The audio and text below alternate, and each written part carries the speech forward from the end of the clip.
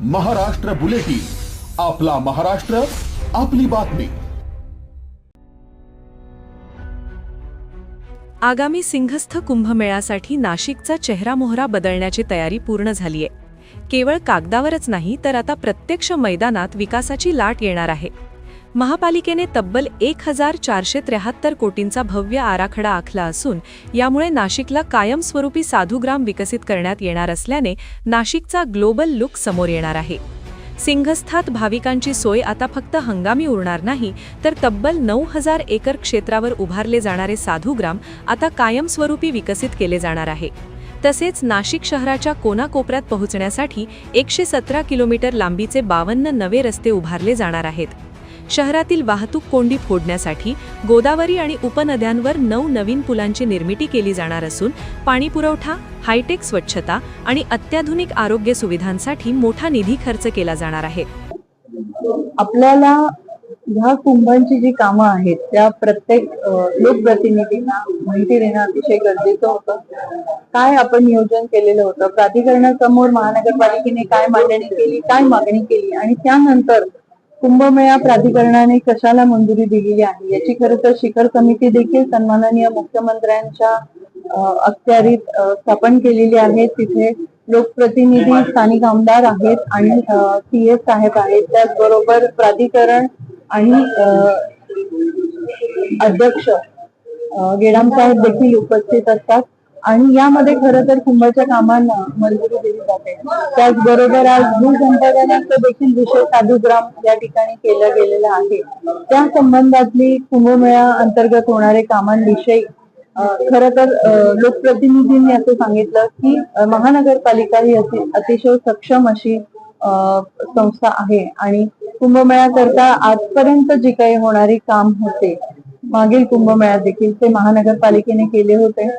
Planning authority म्हणून प्राधिकरण हे करू शकतात, पण जेव्हा आपण कुंभमेळ्याची कामं म्हणून करत असतो त्यामध्ये महानगरपालिकेचा सक्षम सहभाग जेव्हा आता लोकप्रतिनिधी आले आहे तर नक्कीच झाला पाहिजे आणि त्याकरता आपण प्राधिकरण समन्वय समिती स्थापित करतोय, ज्यामध्ये गेल्या कुंभामध्ये अनुभव असणारे काही लोकप्रतिनिधी व पदसिद्ध आमचे पदाधिकारी असतील। या समितीमुळे प्राधिकरण आणि कुंभामध्ये कुंभाच्या कामामध्ये आणि महानगरपालिकेमध्ये जे काही डिपार्टमेंटल समन्वय असेल तर त्याने समन्वय साधला जाईल, हा एक विषय झाला। दुसरा जो विषय होता तो होता की पाण्यासंदर्भातला काही जेई अपॉइंटेड नाहीये लोकल आणि त्यामुळे होणारा जो काही असमन्वय आहे, तर आता आपण जे काही भरती केली आहे त्यामध्ये तातडीने ते जेई तिथे उपस्थित राहावे आणि प्रोव्हाइड करावे असं सांगण्यात आलेले आहे। पाण्याची निकड सगळ्यांनाच माहिती आहे, त्याकरता वालदेवीवरती पंप डॅम तातडीने बसवण्यात यावा, जेणेकरून जे काही पंपिंगचं आधी प्रपोजल गेलेले आहे CID वरती ते न करता ह्या पद्धतीने तातडीने 1-1.5 कोटीमध्ये आपल्याला जो काही पाण्याची निकड आहे त्याचं एक सोल्युशन आपल्याला मिळेल आणि जोपर्यंत मुकणे डॅमचं जे काम आहे ते पूर्ण होतं आहे तोपर्यंत आपल्याला ह्या कामांथ्रू जी शहरातली जी काही पाण्याची व्यवस्था आहे ती नीट नियोजन करता येईल।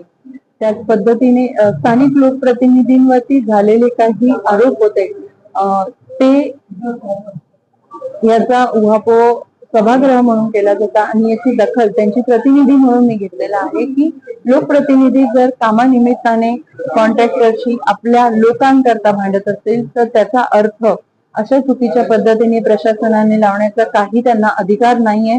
जोपर्यंत प्रशासनाने त्या कामाची कोणत्या लोकप्रतिनिधींनी पाहणी केलेली आहे, त्यांचं काय म्हणणं आहे, महापौर आणि पदाधिकाऱ्यांचं काय म्हणणं आहे हे पाहत नाही तोपर्यंत कोणत्याही संदर्भाची ऍक्शन प्रशासनाने सुमोटो घेण्याचा कोणताही असा अधिकार त्यांना प्राप्त नाहीये।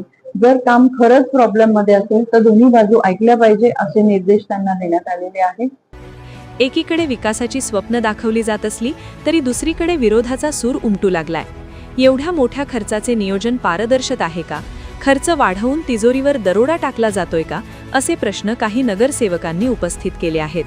खर्चवाढीच्या मुद्द्यावरून प्रशासनाला कोंडीत पकडण्याचे प्रयत्न सुरू झाले आहेत, मात्र प्रशासन आपल्या दाव्यावर ठाम असून नियोजनबद्ध कामाचा दावा केला जात आहे। सिंहस्थ 2027 साठी नाशिक सज्ज होत असताना 1473 कोटी खरोखरच शहराचे भाग्य बदलणार की केवळ कागदी घोडे नाचवले जाणार हे पाहणे औत्सुक्याचे ठरेल. पण तुर्तास नाशिकमध्ये विकास आणि वादाचा कुंभमेळा एकत्रच भरल्याचं चित्र दिसू लागलंय. Bureau report, Maharashtra bulletin, Nashik. Maharashtra bulletin, आपला महाराष्ट्र, आपली बातमी.